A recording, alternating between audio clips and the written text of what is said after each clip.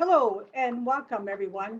I'm Sister Nancy Miller, Social Justice Coordinator for the Sisters of Charity of the Blessed Virgin Mary and the Sisters of St. Francis of Dubuque, Iowa.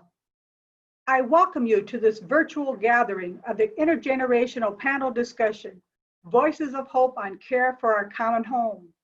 We are grateful that you have joined us this evening. We are excited to have 5 panelists who will be sharing their insights and passion in caring for creation. Before we begin our program, a few comments. This program is a Zoom webinar, so please know that you cannot turn on your camera nor your audio, but you are connected. At any time during the presentations, you may type in your questions for the panelists, and we will try to address them after all the panelists conclude speaking. A little background. This year, 2020, marks the 50th anniversary of the Earth Day and the 5th anniversary of Pope Francis's encyclical Laudato Si on care for our common home. To commemorate these special events, a committee was formed by the Sisters of Charity of the Blessed Virgin Mary and the Sisters of St. Francis of Dubuque, along with the Canticle of Creation Center. This committee, collaborating with about 30 city and county-wide organizations, all wanted to celebrate Earth Year. Thus, our panel discussion is a result of our efforts to spread the word and to care for our common home, Sister Mother Earth, and to address climate change. September 1st through October 4th marks the season of creation, and we wanted to host this event in this season of creation. Now, it is my great pleasure to introduce our panelists. I ask them to please turn on their cameras.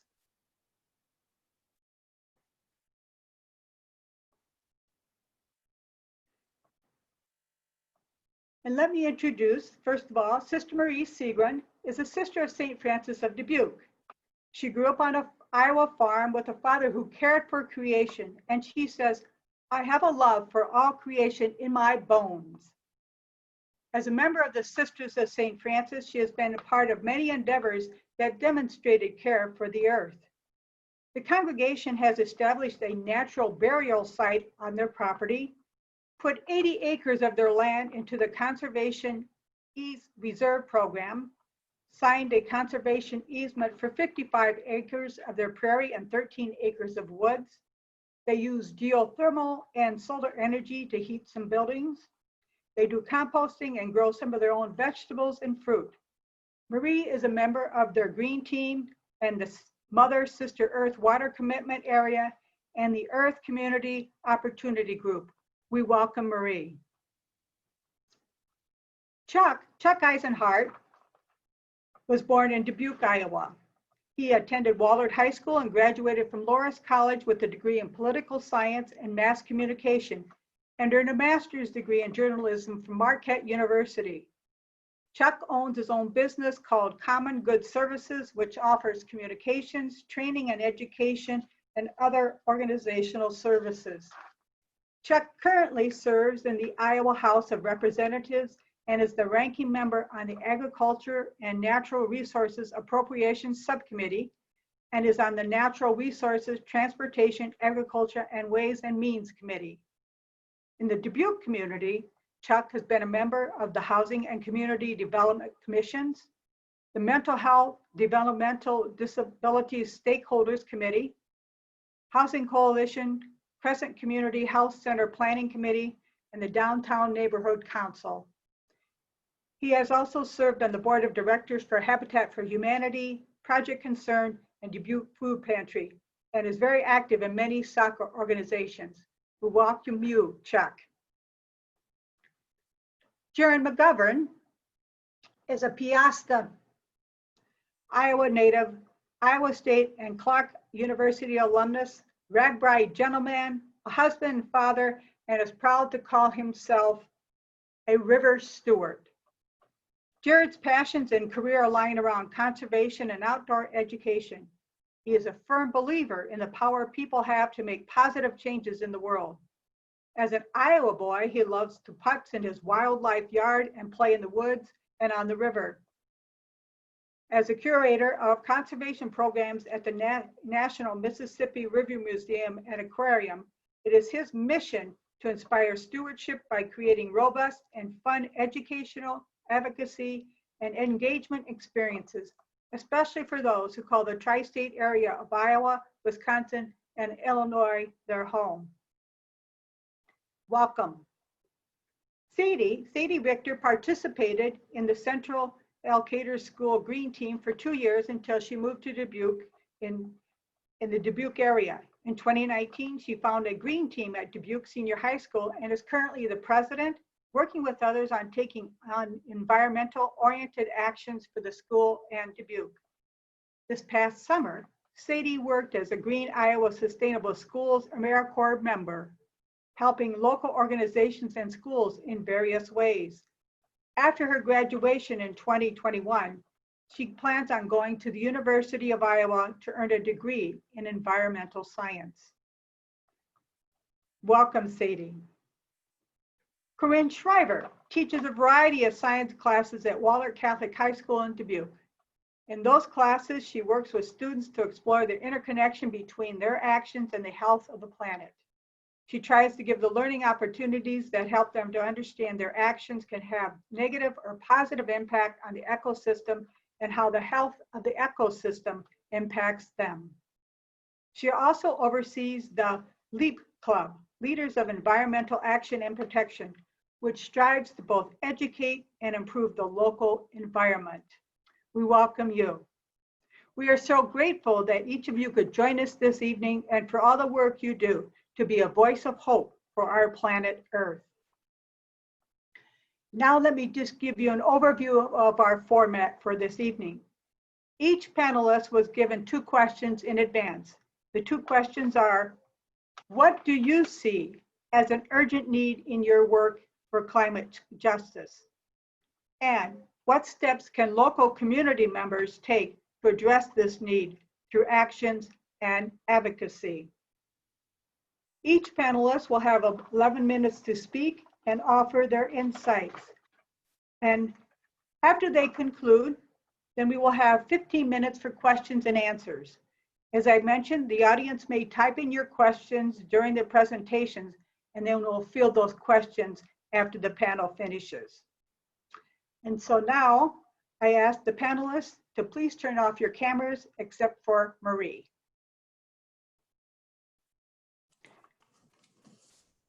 And let us begin with Sister Marie. Would you please turn your microphone and your cameras on? And we welcome you, and please begin. Well, good evening, and I thank all of you for the opportunity to share with you this night my thoughts and insights related to climate justice. As I reflected on this issue, the word relationship kept popping up. My growing up years on the farm definitely shaped my relationship with all creation and influenced my life tremendously. My father was a conservationist. He employed methods of soil erosion efforts, crop rotation, and planting on the contour. His example helped me form my respect for the earth and all of its creatures. As a child and teenager, I spent much time outdoors exploring our many acres of woodland, helping with harvesting and planting crops, tending to a vegetable garden, and all the while being open to the teachings of nature. Observations of God's creation from the soil to the skies was and continues to be ongoing discovery for me.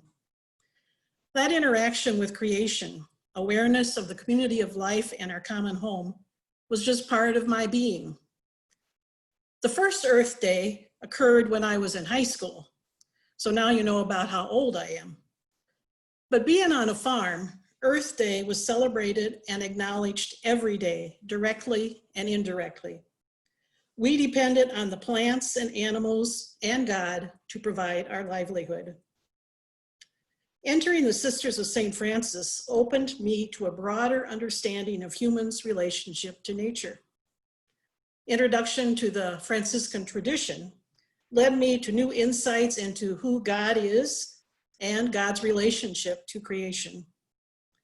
Creation is God's word and reveals to us God's love. And so we are called to love each other and every creature.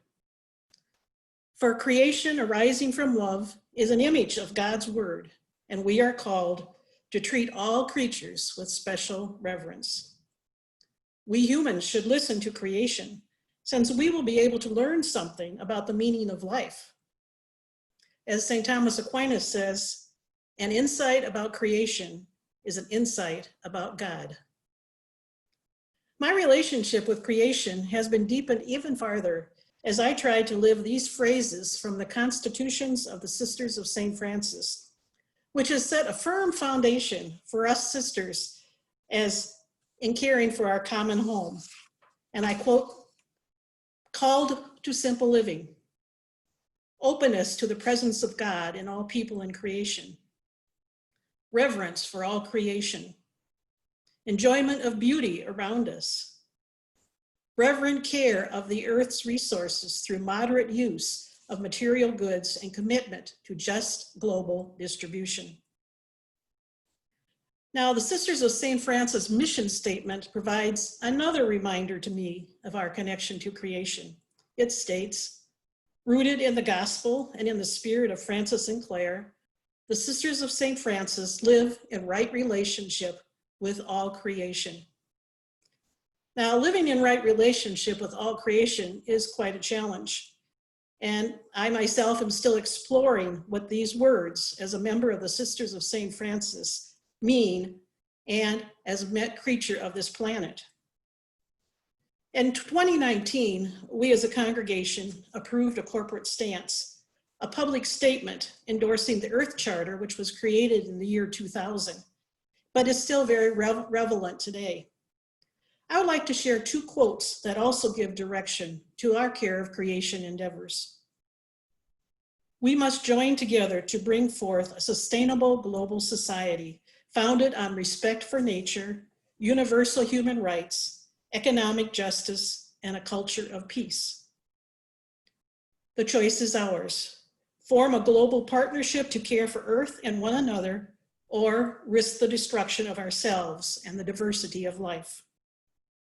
Again, these statements are all about relationship. As part of our mission statement, we have 3 commitment areas: deepen our relationship with Mother Earth and Sister Water, stand with persons who are poor, and make peace and practice nonviolence.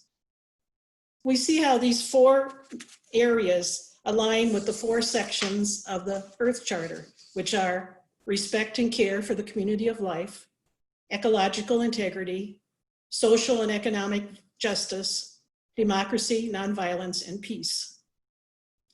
Now, in Laudato Si, the Pope tells us that Francis of Assisi shows us just how inseparable is the bond between concern for nature, justice for the poor, commitment to society, and interior peace. In chapter 11, Pope Francis says that Francis of Assisi called all creatures, no matter how small or insignificant, brother or sister. In Francis of Assisi's Canticle of Creation, he refers to brother sun, sister moon, brothers wind and air, sister water, brother fire, sister earth, and sister death. Again, it is relationship.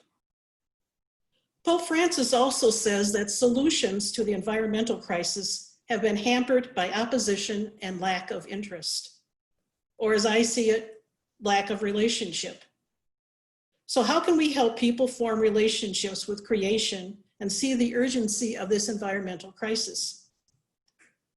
Recently, I listened to a webinar featuring Dr. Catherine Hayhow speaking on climate courage. She challenged her listeners to share our values and beliefs about creation with others, and she assured us that any actions and choices we make do make a difference.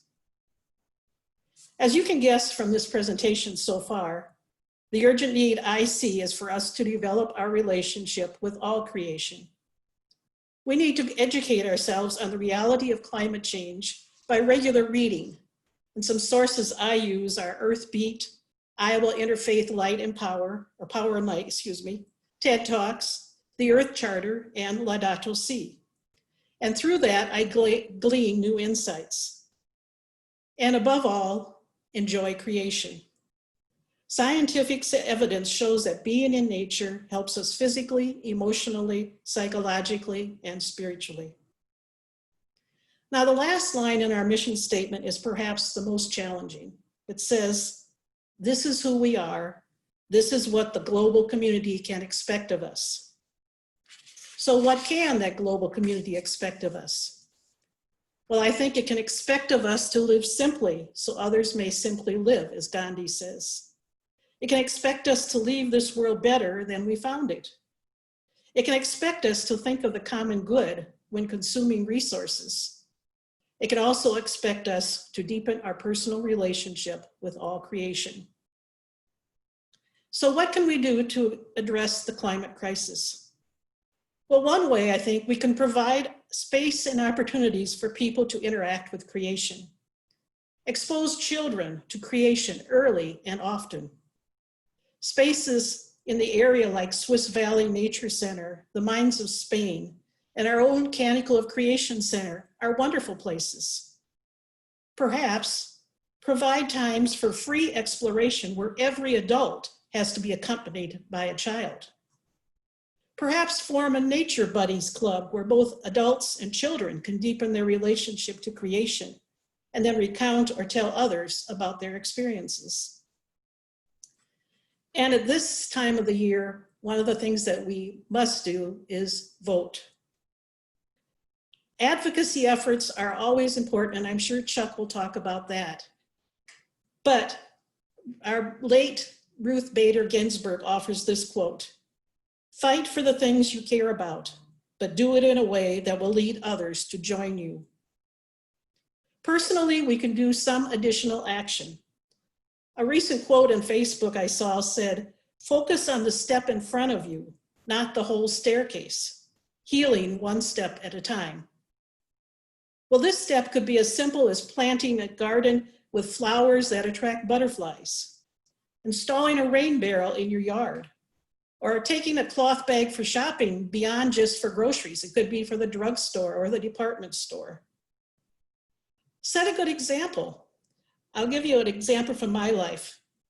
A couple years ago, when we were talking about straws and how that was hurting the environment, I went out to eat with my family and I told the waitress I did not want a straw. So my family was wondering why. So I explained why. And the next time we went out to eat, they followed suit. Well, another thing that happened was the following year at Christmas, 3 different family members gave me reusable straws. One was a package of 5 stainless steel straws. One was one you could take with you traveling, and one was a collapsible one. So I think they got the message. Another thing you can do is collaborate with organizations, local organizations. An example of what we did as sisters was a year ago, we offered a space on our campus for toxic waste pickup with the city of Dubuque. So I think more of those efforts could be implemented. Again, it's all about relationships. What we love and have a connection to, we will protect and nurture. Dr. Claire Betterfield says the following: "We must learn again to love the places we inhabit, know them like kin, which they are. We must see in the face of the earth the faces of our own children. Then we will know what to do." Thank you.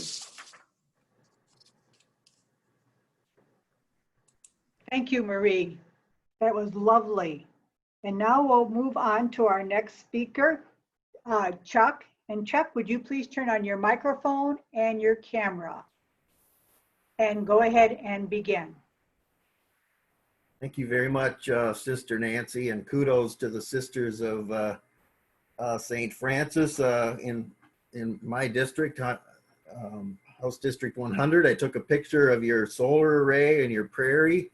You really do live the reality of caring for creation, and frankly, we need those as elected officials. We need those champions in our districts in order to have the courage and really the knowledge to take some of these issues to the next level. And this whole notion or the whole concept of developing relationships is huge. It's as true in politics as anywhere. We all need to have better relationships with our elected officials because politics is personal. And that really is the fundamental motivation for most people who get involved in politics, I believe, is that they want to do right by others. And so staying in close touch with others is hugely important. I want to give a shout out to my colleagues. I see Senator Pam Yoakum is online as well, Senate District 50, and she's been a champion for many of these issues, probably for twice as long as I have in the Iowa State Legislature.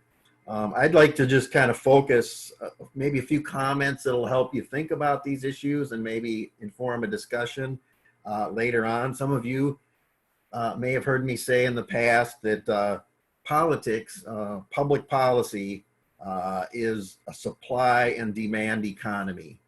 That over time, the political system, legislators will supply what their customers, i.e. the voters, demand. It might not be exactly what they're looking for. It might not be as fast as they want.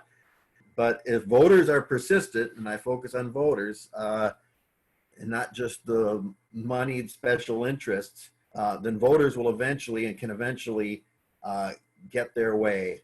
And so when you talk about the demand has to be more than just, one person. It has to be more than just one group, stakeholder. It has to be more than just one community. If a business is going to form to supply a market, they need to see that they can make money off it. They need to see that that is going to be a large, growing, and consistent demand before they make that investment. So that's really the challenge I see in terms of initially an urgent need in climate justice is assembling that demand. It also has to be consistent. If it's just once a year or only at election time or only in January when the state legislature convenes, you have to be persistent. I'm fond of using the parable of the widow and the judge. The widow just kept coming back to the judge saying, give me justice. And eventually he thought, the judge thought he was going to get hurt. And so here, woman, here's your justice. Now go away. And I think to a certain extent, politicians can be made to live in fear as well. And if you're just persistent and come to the system for justice, but it has to be a little bit in your face and it has to be continuous. The other thing in terms of assembling that, developing that need or demand is helping people as you develop relationships develop a sense of urgency. And I think that's one of the things that has made it difficult for us to make progress on climate issues is because it's such a broad issue. It's seen and perceived differently everywhere. The causes are multifaceted. It's a generational thing. It happens over decades, years, eons. We don't necessarily see it happening before our eyes, but we perceive the results, derechos, droughts, wildfires, etc. And so it doesn't really motivate us to act if we don't sense a near-term need or solution or benefit from that action. And we tend to be frozen or we demobilize in a sense when we see something that's so big, so far out there in terms of a solution. It's hard to figure out when and where to start. So it's kind of like the weather. I mean, we will react, we will make plans, we will organize our lives around the weather, right? It's going to rain, it's going to snow, we're going to drive, it's going to be slick. And people will make decisions that are in their best interest when it comes to the weather. And so the trick is, and I don't know the answer, I wish I did, how do we translate climate justice into issues that have immediate relevance to people in the way that weather does? And there may be some places, some doors we can open to get that started. But I think that's one of the things that we need to think about in terms of the conversations we're having and the relationships we're developing. I can just throw out maybe a good example of a situation that many of you may be familiar with. I'll describe that situation and then maybe end with a few comments on some specific areas where future conversation in Iowa can be, started.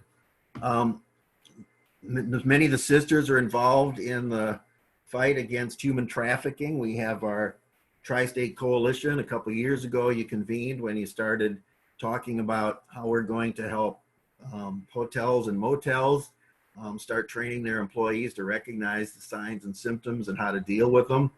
And we had an offhand conversation at that news conference about, well, what if the state said, a city, a county, a state employee couldn't spend money at a hotel or motel if they hadn't had their employees trained in human trafficking. And guess what? 2 years later, that bill is now law, and it's thanks to the work that many of you did, the groundwork you laid at the local level, that we were to come up with a simple but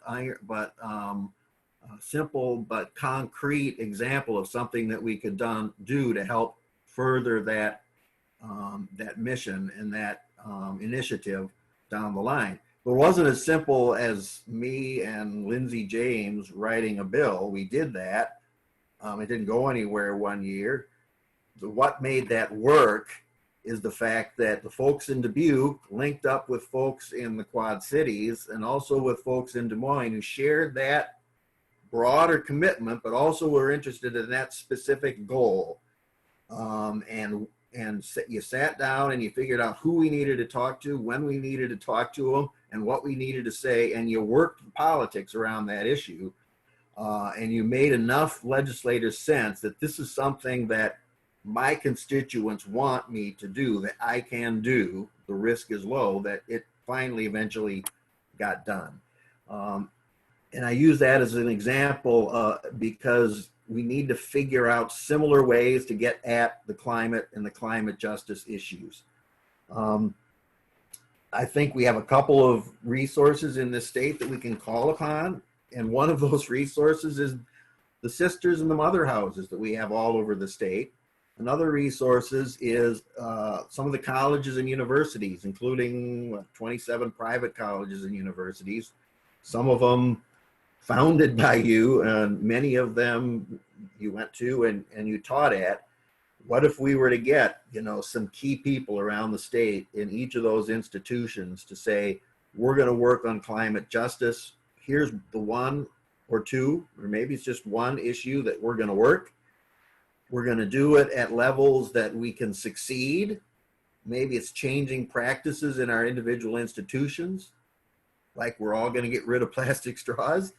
It might be a common agenda that we're going to advance in our communities where we live, or it can be a collective effort to change public policy at the state level, or maybe it's creating a new program that we fund to address climate issues.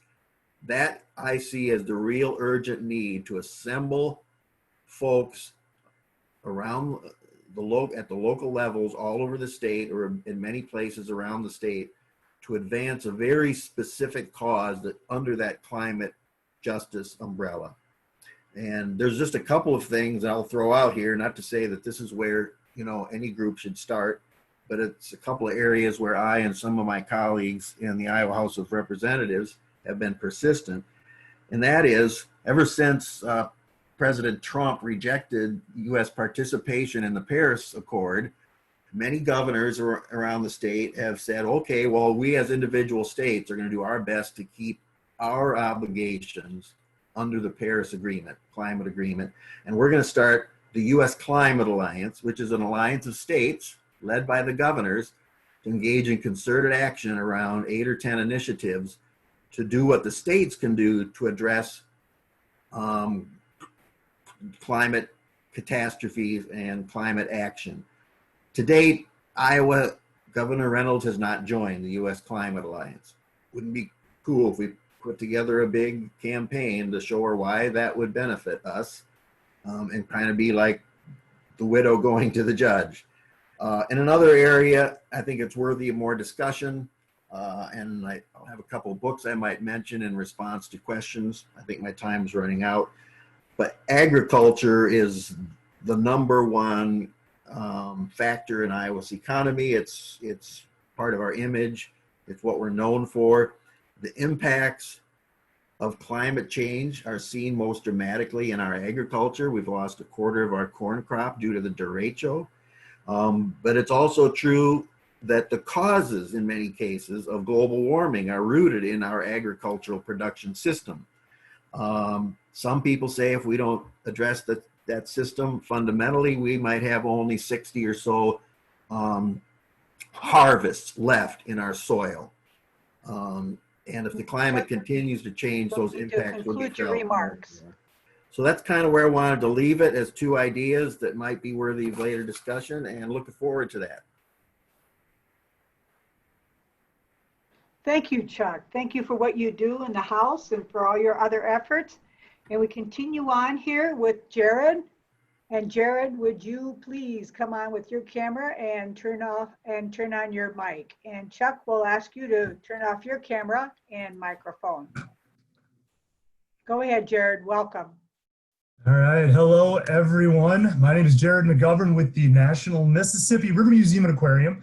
And I'm going to speak more towards not just the River Museum and Aquarium, but informal science learning centers as a whole. So I'm talking museums, science centers, County Conservation Board nature centers, and the National Mississippi River Museum and Aquarium, which is a member of the Association of Zoos and Aquariums. Before I do that, I got a joke. What do you call a computer program that composes songs? An algorithm. Okay, I'm moving on. So I wanted to start off here real quick by sharing two quick stories. One is, why I got into what I do, and then the other is why I continue to do what I do. I grew up out in Peosta, Iowa, and Thunder Hills Country Club was my backyard. We grew up on number 12, and so Thunder Hills has a ton of land that you may not realize that's part of the South Fork of Catfish Creek watershed. Springs popping behind number 4, springs popping behind number 14, springs popping behind number 2. And my dad took me back there a lot. In fact, when I was having birthday parties when I was in elementary school, we would go on hikes out in the woods. My parents, they really, really supported my love for wildlife and love for animals, zoo books, wildlife files, what have you. Now, fast forward quite a few years later, and I had just graduated from Iowa State University, and I landed my first full-time job working for the Pocono Environmental Education Center in Dingman's Ferry, Pennsylvania. And it was there where I was introduced to a group of students from the New York School of the Deaf on Manhattan Island. I spent 3 days with these students, and I exposed them. I worked with these students in an environment that they had never visited in their life. These were students that were from one of the largest cities in the world, and everything they did in this national recreation area was brand new. In fact, they were terrified on day 1. By day 2, they were really getting into their stride, and they were actually flipping over canoes just because they wanted to wade in the lake. And then by day 3, which was the day they were going to be departing, their teacher gave me my evaluation, and it made me cry. I had an impact on these students, and that was really, really uplifting.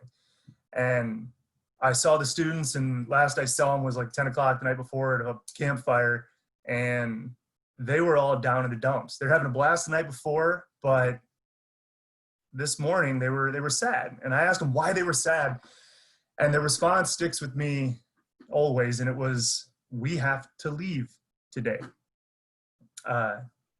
That is the moment when I decided that environmental education and conservation education engagement was going to be what I did for the rest of my life. And those two stories have one common denominator, and it's people. The questions that we were asked to answer is, what do you see as an urgent need in your work for climate justice? Well, first off, in my work as an environmental educator, you got to realize that you cannot have conservation without people. People are priority. People must be the #1 priority, in my opinion, in solving some of the major conservation problems that we face today, such as global climate change. Now, I see this kind of as a threefold piece. We need three major things in my work in order to really start moving the needle in climate justice and climate action. One is we definitely need to focus on an increase in scientific and environmental literacy within not just youth, but definitely adults as well. And when we are designing conservation programming, when we are designing innovative projects, we need to keep humans at the center of the design process. And that's a communication theory that's known as community-based conservation design. It's really combining social sciences and conservation sciences. Now, what I mean by scientific literacy is I define it as three different layers. You have basic science literacy, functional science literacy, and operational science literacy. Ideally, we would like everyone to get to the level of operational science literacy, which is the ability to use scientific ways of thinking to pursue solutions to problems. Now, basic scientific literacy, consists of awareness that science information may be present and relevant, but no, we want people to be able to use a scientific way of thinking in order to pursue solutions to problems. Now, as a museum and aquarium, I'm going to shift gears here slightly. We need to change our mindsets and our mission at informal science learning centers and reposition our skills and imagining that all museums are collaborators. First and foremost, we're all working with each other. We all have very similar missions across the country. And we need to support our community's self-directed growth through sharing of our resources and skills. We're capacity builders. Museums, zoos, aquariums, and communities across the country, they're a trusted resource and they have the ability to bring people together. We need to see community purpose as our central mission. Shift our focus from providing outreach as a transactional service to serving as social actors, working towards common social purposes with our community partners. And this is something that the River Museum here in Dubuque is starting to transition into, which is really, really exciting because this is fairly new for zoos and aquariums. Now, number 3, so number 1 was increased science literacy. Number 2, mindsets and missions of zoos, aquariums, and informal science learning centers, shifting from transactional services to more social actors working toward a common purpose with community partners.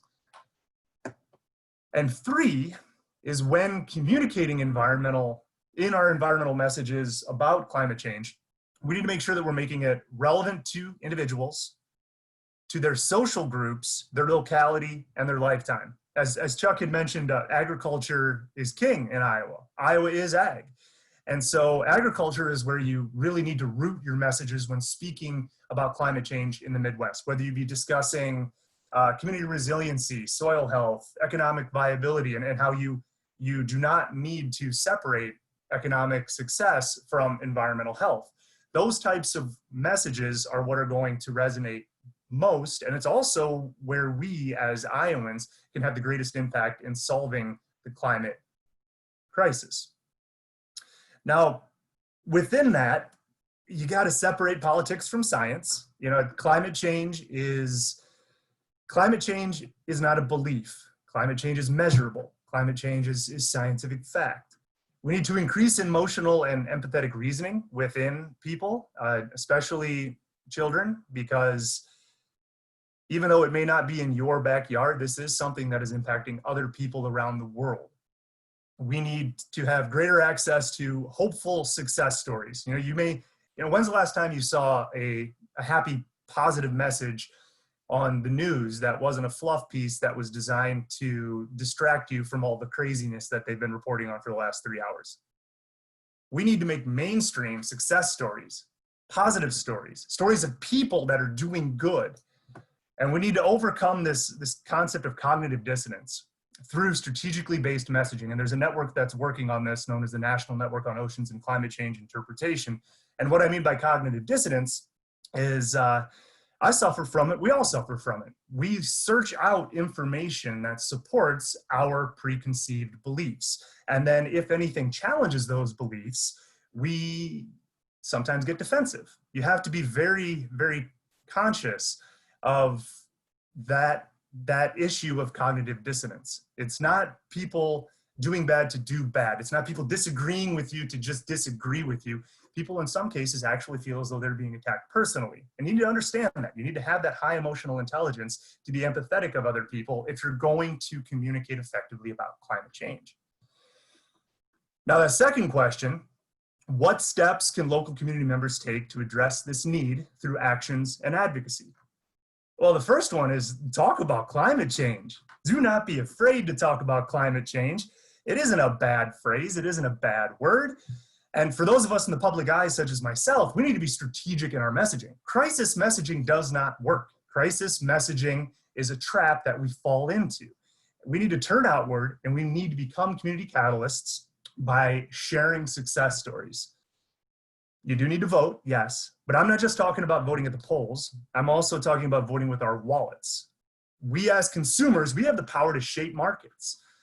What you buy, how you choose to entertain yourself, those choices can really drive big collective change within the markets. And we need to support collaborations, especially around things such as soil health and regenerative agriculture, innovation in energy efficiency and energy production. We need to use what nature has taught us, this is known as biomimicry, and invest in natural infrastructure to mitigate from extreme weather events such as rainfall. So just supporting those initiatives with your voice, with your wallets, or with your vote are all things that we can do within the Dubuque community in order to mitigate against extreme weather conditions, which are the product of global climate change. And we need to invest in innovations. We need to invest in people. We got to put our money where our mouth is. If we're going to want to find these solutions, we're going to need to invest in a ton of different practices, knowing that not all of them are going to pan out, but we need to be investing in technology that is going to help mitigate climate change. And then lastly, and Jared, you have 1 minute. this is probably the most important one, and this is going to be 1 minute. I can wrap this up. Remain hopeful. We have to remain hopeful. You got to believe that something can be done, because if we let ourselves be driven down that rabbit hole of hopelessness and the belief that nothing can be done, then nothing will be done. You cannot have conservation without people. Investments in people are the solutions to climate change. Thank you so much. Look forward to some questions at the end. Thank you, Jared. Wonderful energy. And we move on to Sadie. So Jared, you want to shut off your camera, and Sadie, if you would turn on your camera and your microphone and go ahead and begin. Sorry about that. I was going on natural light for a while and then brought in a light, and that was a little too bright. Well, first of all, I'd like to thank my fellow panelists. Multiple of these people have created like a lasting impression on my life, and I hope to one day be exactly like most of them. Like, for instance, Jared, his job is my dream job, and he's basically the one who propelled me into that. And Korrin will talk next, and she's also, I worked with her this summer with AmeriCorps too, and she also had a lasting impression on me. All right, so for number one, recognizing an urgent need in the climate cause. So there's a lot to say about this. And personally, as a teenager still in high school, I want to be able to say I shouldn't have to be speaking about this. I have all these things about in life, and the reality is nobody should have to be thinking about the climate crisis that is current. However, that is what is at hand right now, and I'm happy to do it, but I think it's also, it just can't go on just the youth and the hope that youth brings.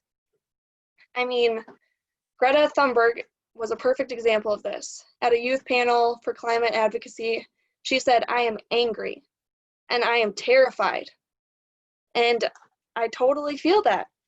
However, getting into the actual action of things, there must be action done by all means of the age spectrum.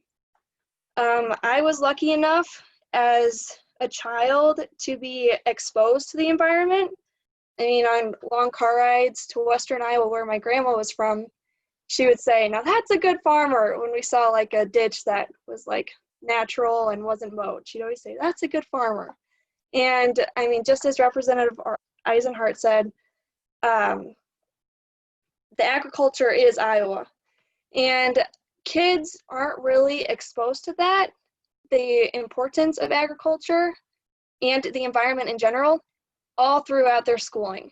I mean, in most areas of Iowa, it's small towns. In Elkader, we had FFA, we had 4-H. I mean, my drive to school was through tons of farmland.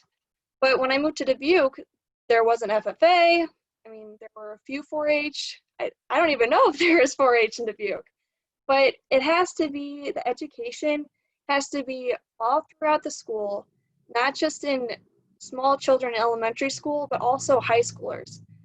High schoolers, and for agriculture and the environment, I mean, high schoolers, this is a point in my life and my classmates' lives where it's not just our parents' opinions and what we were taught out to believe, but we're making our own opinions about things, and this is just a really instrumental part in our lives where all the education matters.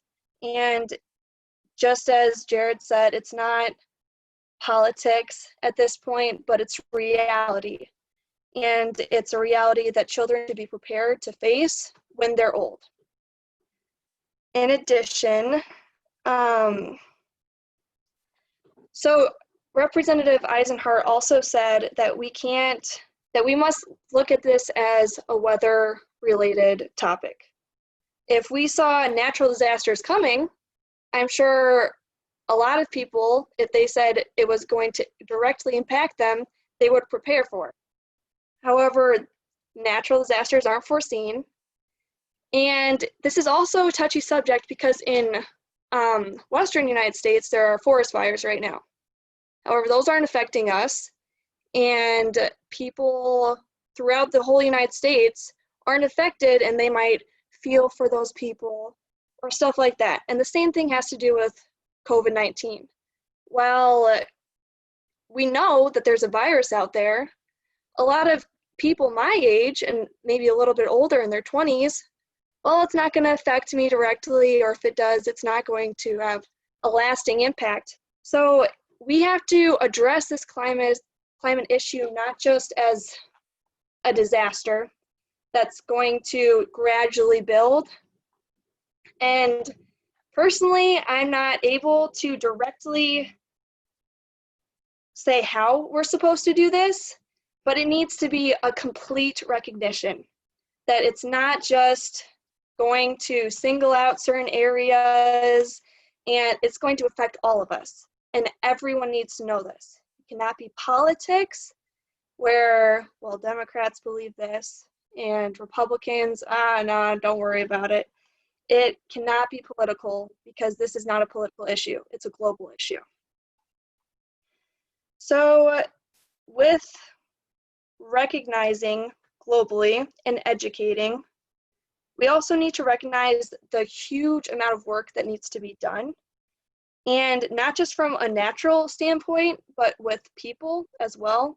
As Jared said, this is all about the people of things. And with climate justice, most of the time it has to do with what people say as climate. So natural factors, wildlife, people think of the iceberg, save the turtles, stuff like that. But there needs to be a complete recognition that this is also affecting people directly. So in natural disasters, yeah, but for example, in like Detroit, Michigan, the climate issue at hand there is disproportionately affecting people of color and low-income families. In Manhattan Island, there's also their solid waste dump there is also releasing extreme toxins that are disproportionately affecting low-income families living on Manhattan Island. In Dubuque, it's not as easy to see. We don't really have extreme toxins going out or bad water quality. But I mean, look at the B branch, for example, that Jared headstrong through in the creation of. It's mostly low-income families around the area of the B branch waterway and people of color. And that's an extreme amount of building that went on and work and planning to create that for low-income families. And I'm not sure if you all are familiar with the work that's going down on there, but basically it realigned the watering system so it's a natural area for people around, and there wasn't as much flooding in the area. But around that, there's also people that don't have access to that waterway who are still very much struggling and don't have access to any forms of healthy food and environment and natural environment. So while areas like Swiss Valley Nature Center are amazing for children's youth, it is not necessarily available for everyone. And it's mostly seen through people of color. So that definitely needs to be affected globally. I was phone banking for the Democratic Party recently, and I called him, man, and I was asking him if he'd be voting all Democratic. He said, well, I won't tell you what the rest of he said, but in part of it, he said, well, I won't stand for anyone that kneels down for that Black Lives Matter movement. And also look at the Democratic states. All those states have the wildfires right now. I mean, come on. And that's a prime example of how not only children should be educated, and how children throughout their schooling, throughout the whole schooling, as I said earlier, should get exposure to the environment, but also adults. Adults need to know that they should know what's going on with the climate situation, and they should be educated.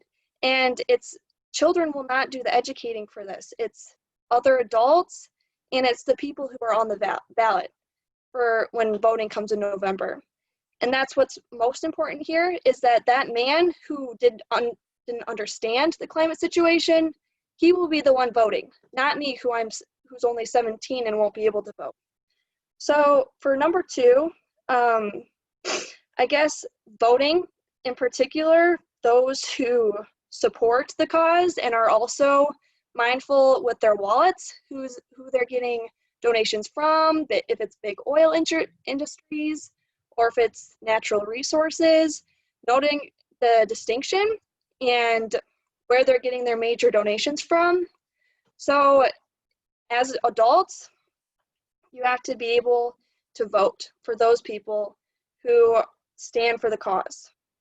And vote publicly. Obviously, you can't vote publicly, but telling your friends, being mindful with your actions and doing it in a public manner.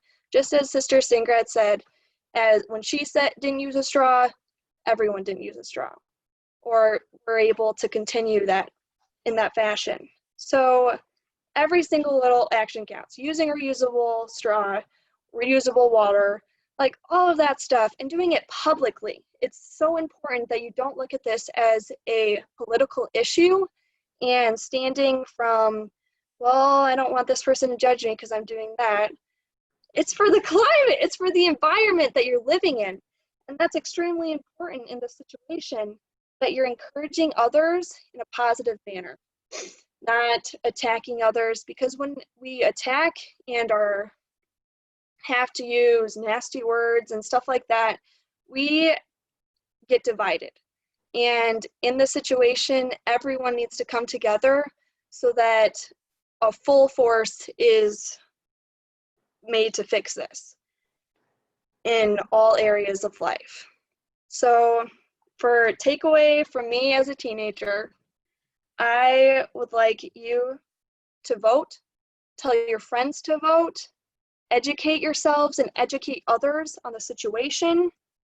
And if you have grandchildren or children who are young, and especially in their high school years, please, please help them maintain the passion for Earth that they might have gained as a child, and introduce them into areas of life, just as Jared said, where they're voting with their wallet, they're being mindful about their actions, and they're also like in that you can support your local businesses. You, instead of choosing to go to Starbucks, for example, you're telling your grandchild, hey, go to the local coffee shop that's down the street, you know? All these little actions count.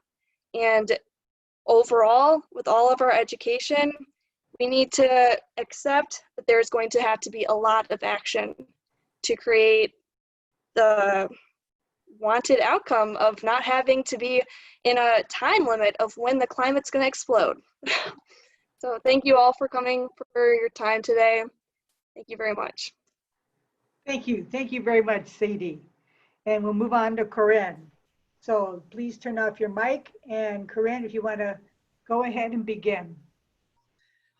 Thank you so much. It's kind of unique to go at the end and listen to everyone else speak before you and hear elements of things that you had thought resonate with the other people. So apologize if a little bit of this is a summary, but I do feel like the voices of the panelists that came before me definitely resonated with me, and I found pieces of what they said in my own thoughts that I had prepared before this.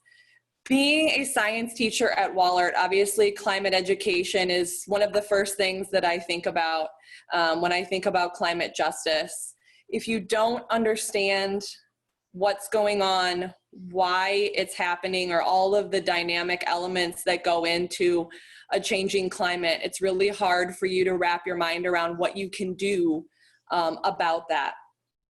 So in terms of climate education, I think it's really critical that we not only look at it at a local level. Obviously in Iowa, as Chuck mentioned, agriculture is a huge component, and it's easy to look at the impact that climate change can have on our local agriculture, but also look beyond our local impact and look nationally, and then even more important, globally. Because quite often some of the most dramatic impacts of climate change currently are in areas that are quite distant from us. Areas with much less technology, less resources, and less ability to modify their environment in this changing climate. And so they're much more dramatically impacted. I think one of the things that stood out to me the most as being the faculty moderator for our LEAP Club, we hold a Earth Day week series of events every single year, and we always hold a prayer service for Earth Day. And a couple of years ago, we had a local Marshallese student speak. We always have a speaker during the prayer service, and she talked about the impact that climate change was having on the Marshall Islands. And that brought this global element to the students that were there that they had never thought of or considered the impact that climate change was already having on people far away, but that people that are local have relationships to those people. They're their family. They care about what's happening to them, and they're directly affected when their family, maybe half a world away, suffers from actions that we and those before us have participated in. So I think it's critical to expand beyond the local and look at a wider spectrum, because I think seeing the impact that it has on such a large scale can fuel our desire to do something.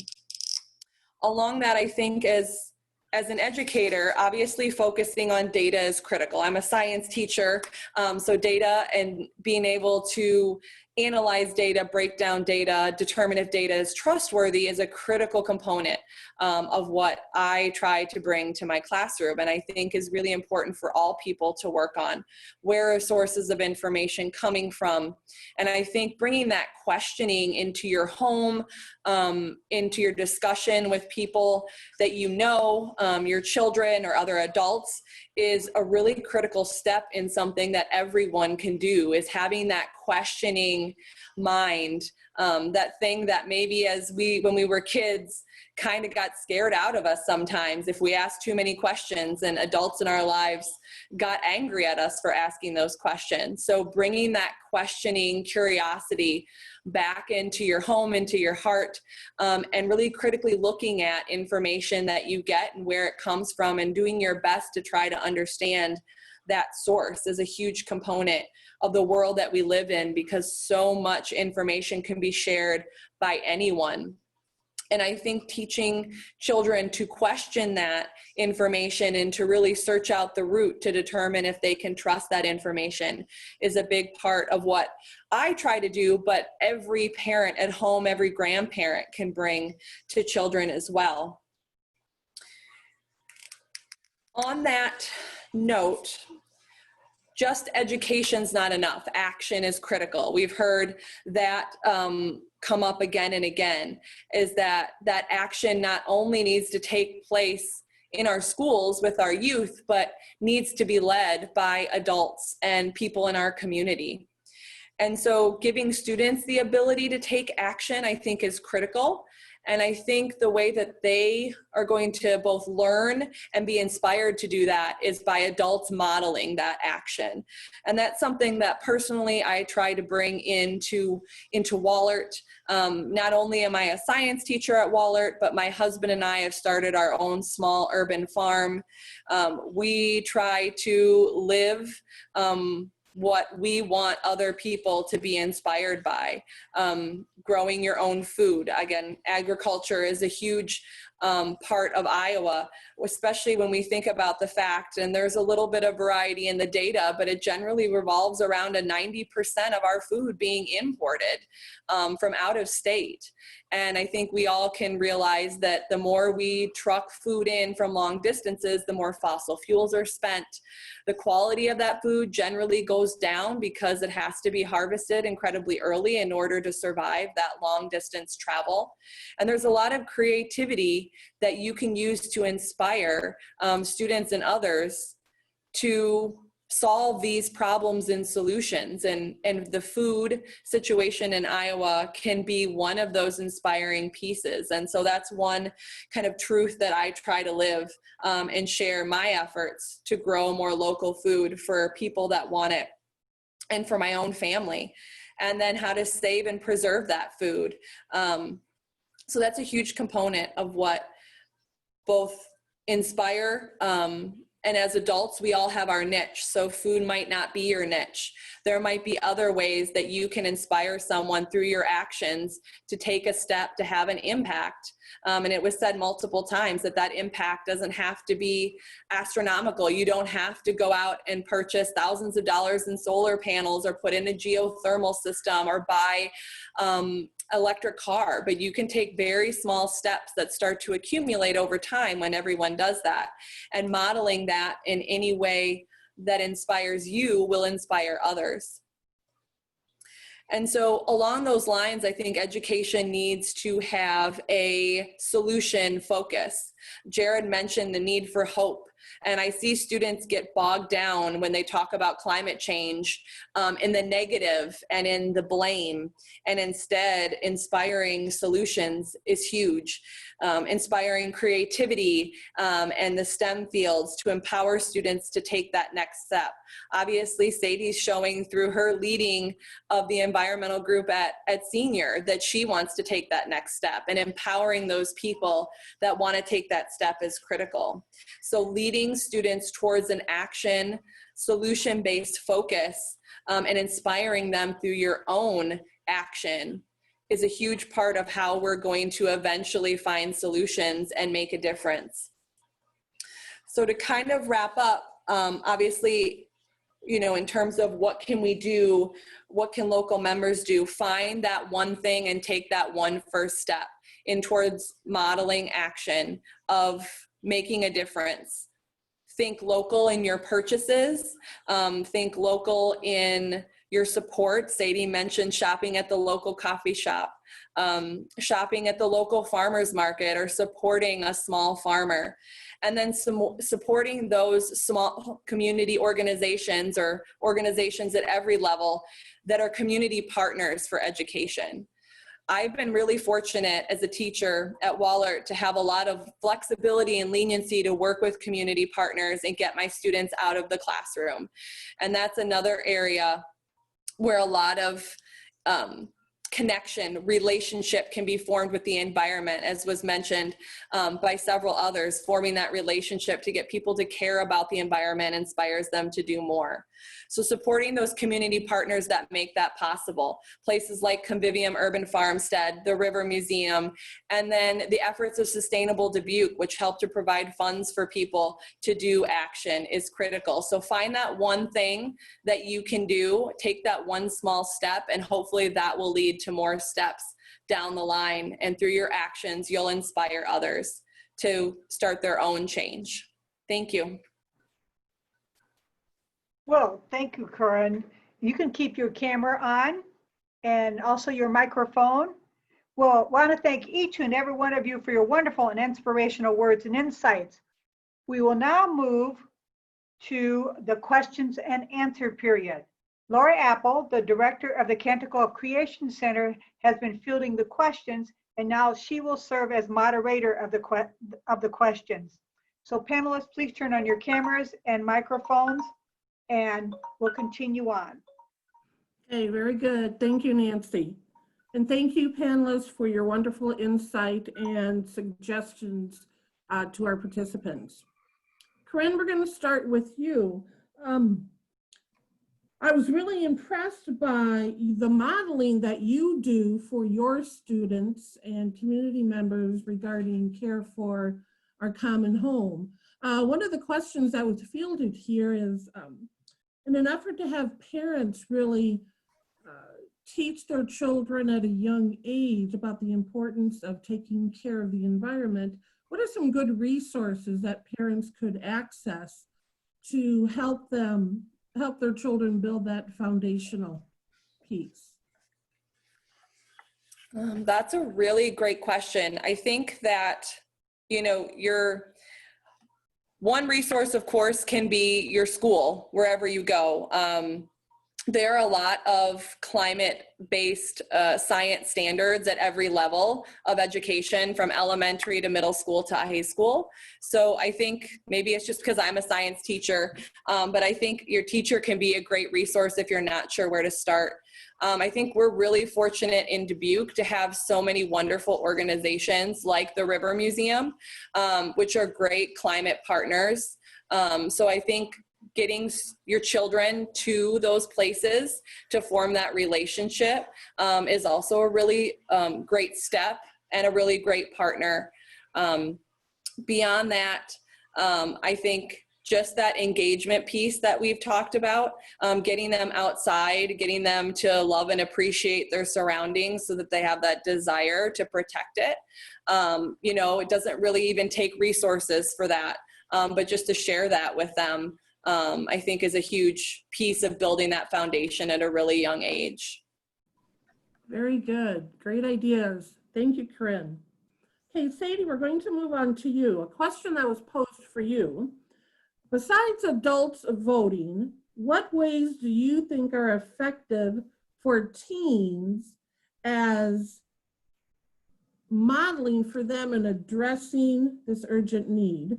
And then another question for you, Sadie, you can springboard from that. What brought you to be so committed today? Sorry, I had mute on default because my dog is barking at my cat in the background. So when I went to Elkader, Iowa, Elkader Community School is actually recognized as a green school.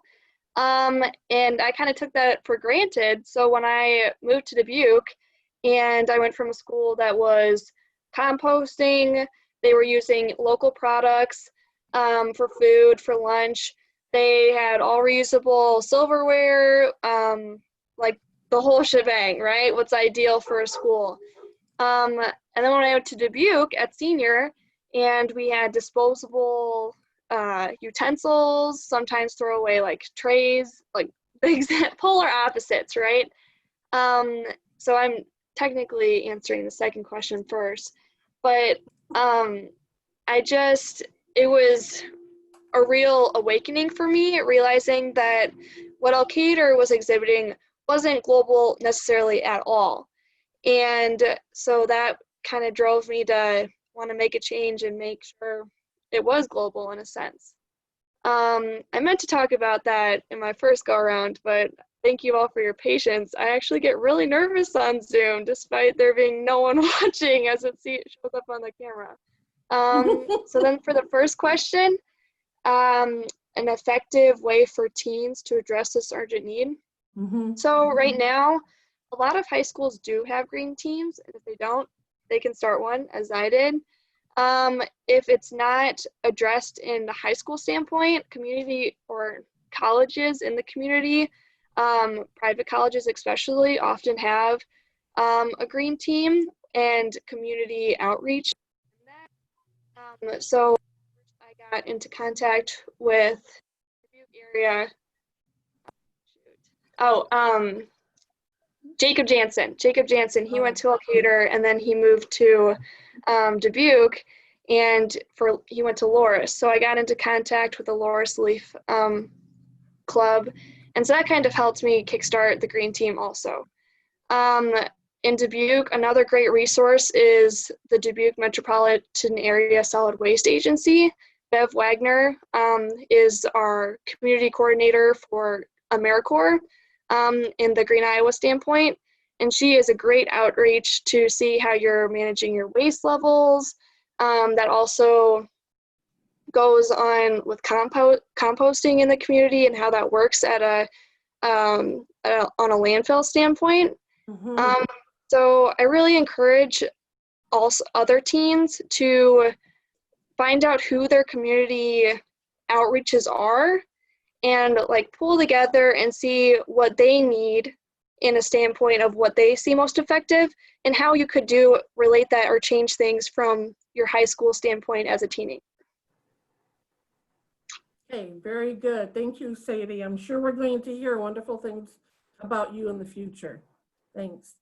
And for Sister Marie, as mentioned in your bio, the Sisters of St. Francis have had many initiatives over the years in their care for our common home. Can you speak a little bit more about those initiatives?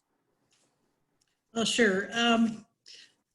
All of these endeavors that we've undertaken, we've done a lot of research and learned from others too, that's for sure. You know, like for example, natural burial, when we started our exploration of that, we learned a lot from the BVMs across town and also the Cincinnati Dominicans who have used the natural burial already. And so, you know, that education part is how do we learn from others also. And I think people spoke a lot about modeling and so on. So, but also, you know, somebody was speaking about, you know, we don't have to do all, you know, you know, thousands of dollars or millions of dollars to implement some of these things. For example, I didn't mention this before, but some of you know, probably we had some advertisement in the newspaper about the goats on the go. And those to help in our acres of woodland to get rid of invasive species instead of using chemicals. So the goats have visited us 3 times, 3 different years, and hopefully the invasive species are kind of getting under control.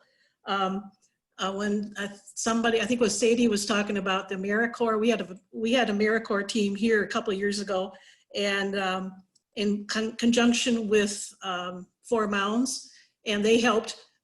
One of the projects that they did was trying to improve our prairie by cutting out trees and so on that were growing up. So some of these things, you know, it doesn't have to be, you know, a really huge effort. We've put in, you know, a lot of effort into like our solar panels and our geothermal and so on.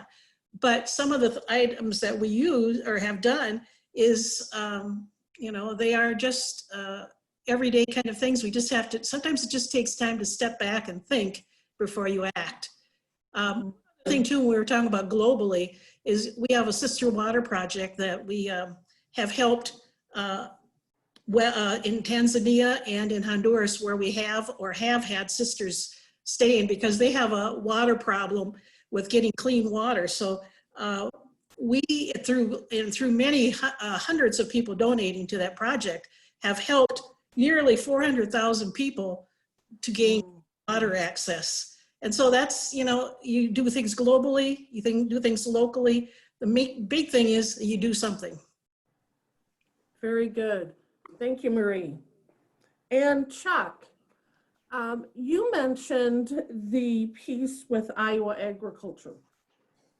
What action steps can our local farmers do to ensure their care for their fields in an eco-friendly manner?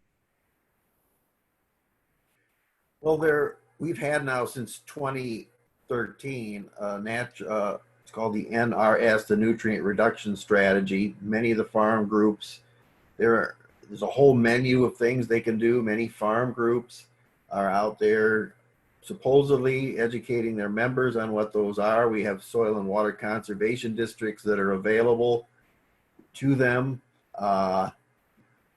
We could spend an hour and a half talking about specific actions that can be taken. I think the bigger question is what will motivate action on their part, and how can taking care of the land be seen and recognized as a profitable venture, that they can make a living off of doing what's right by the land. Those are conversations that aren't necessarily being led by the agricultural organization. They're starting to. Soil health is a door that we can go through to start talking more about that. Jared referenced it a little bit before. And from the individual perspective, I think what we can do most quickly to impact what happens on the farm is maybe some of the things that Korrin was just talking about a little bit ago. I'm going to share my screen. I don't know if you'll let me, but there's a book called Food Fix that I just got through reading that I recommend to people. I'll hold it up. It's by a doctor named Mark Hyman. It's the wrong book. I already took it back to the library. It's called Food Fix by Dr. Mark Hyman, and it looks at our food system from across the spectrum, not just including the climate issue, but also from the health standpoint, from the worker standpoint, from the environmental standpoint as well, not to mention the fact that we need to start eating healthier. And if we can start changing our habits and our system as consumers, we will have an impact on the agricultural system that will lead farmers down that path. And I think that's a more productive discussion for us to have in groups like this. Very good. Thank you. And Jared, I don't know if you're able to log back in.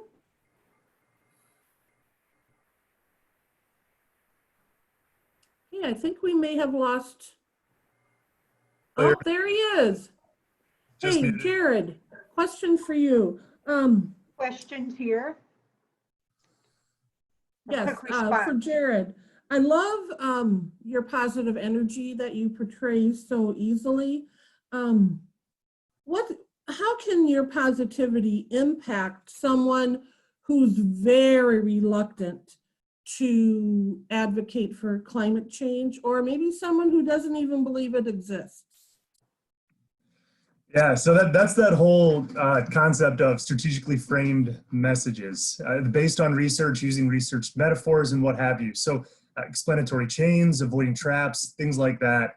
One of the strategies that I imply or use when working with folks who are resistant to climate change because they see it as a belief. They have, again, politicized it. It's one of those really disappointing things in conservation education when a political affiliation influences your understanding of science. And so we like to bridge and pivot, is what we call it, away from unproductive dialogue. We don't want to reinforce what that individual stated, because the moment that you reinforce their belief, they stop listening to you. And so it takes a lot.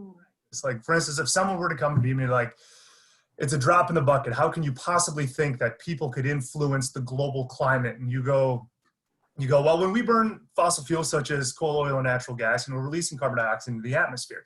Now, carbon dioxide is a greenhouse gas. It traps heat against the surface of the planet. And as you warm a planet, you're going to change these weather systems, and we're going to see an increase in extreme weather events. And then you make it relevant and timely to their life, and you build in some of the local connections around agriculture, around flooding, around nutrient reduction, soil health. And so you're tying climate change, which has been politicized, to something like water quality, which people can really see. And it's something that is tangible, and it isn't as abstract, because again, global climate change is a very abstract concept. It's invisible for the most part, unless you have major catastrophes that you're seeing. And it is long-term, hundreds of years, if not thousands of years, that we see our climate changing. So you need to get it out of the abstract and into the tangible. But you got to do it in a way not alienating a person, but you're also not reinforcing their unproductive beliefs. That the moment you reinforce those beliefs, you completely lose that person. So in those types of communications, that's how I approach those situations. Now, for those who don't have experience doing this kind of stuff, yeah, it can get kind of tricky, right? But you just chit chat, talk about it, share your beliefs, stay civil, and be hopeful. There's always a solution. I mean, tell good stories. Good stories are. So the crisis. Okay, I'll quit here after this, Lori. I mentioned that crisis messaging is a trap, and it is, because we're numb to catastrophe. We're numb to crisis. The moment you say something like, the polar bears are all dying, there's a starving polar bear, and this is why you should care for climate change, you're going to care about that, most people, for about the amount of time until there's another crisis that comes into your mind. And then you care about that. And then there's another crisis. And then you care about that for a little bit. But you never actually take action on any of these messages that you're receiving. Now, if you're sharing solutions, success stories that are trying to prevent or solve these problems, and then giving people the opportunity to participate in action or recommendations on how they can take action, the more they are given opportunity to practice those, the more likely they are to change their beliefs in the long term. So hope, solutions-based messaging, strategically framed messaging, bridge and pivoting strategies. There's a lot of research that goes into communicating what would be considered a controversial subject. I don't consider climate change a controversial subject. It's a fact. It's like, I'm 6'7" with my sandals on. That's a fact. Very good. Thank you, Jared. Okay, to end this time together, I would ask each panelist to share one word of hope for our audience. I'm going to just go through how people are seen on the screen from my view. So Chuck, we're going to start with you. One word of hope. Read. Read. Very good. Thank you, Chuck. Korrin. Engage. Marie. Act. Sadie. Because I'm a child and I like to be a little extra, I'm going to say 4 words: taking the inconvenient actions. Ah, very good. And finally, Jared. Can you say it in one word, Jared? Be the catalyst. Catalyst. Okay. Perfect. Thank you. Well, thank you. Catalyst. Thank you. Thank you to all of our panelists. It's been very inspiring. You've given us lots to think about, to be hopeful, to walk away from this evening filled with hope. And on behalf of the Sisters of Charity of the Blessed Virgin Mary and the Sisters of St. Francis and the Canticle of Creation Center, we thank you from the bottoms of our heart. And also thank you for our audience for joining us. We know that each of you are doing great works wherever you are to care for the earth. And a special thank you, I just want to say that to Susie Wright, our IT person, who made tonight's program possible. If you would want more information about upcoming events and action alerts, you may email myself at justice@bbmsisters.org or Lori Apple at osfbbq.org. These email addresses will be on a slideshow at the end of this seminar. Also, though, for those who registered for this Zoom webinar, you will receive a follow-up email with information on how to access a recording of this webinar, as well as more information about events and action alerts. So, as you know, 50 years ago, Earth Day happened, and it swayed public opinion by over 30% and caused a social movement. So can we in our time. Thank you, and you can hang on here for this last information, and we'll get the name of the book to you that Chuck mentioned. Once again, have a good evening and keep on celebrating this wonderful creation.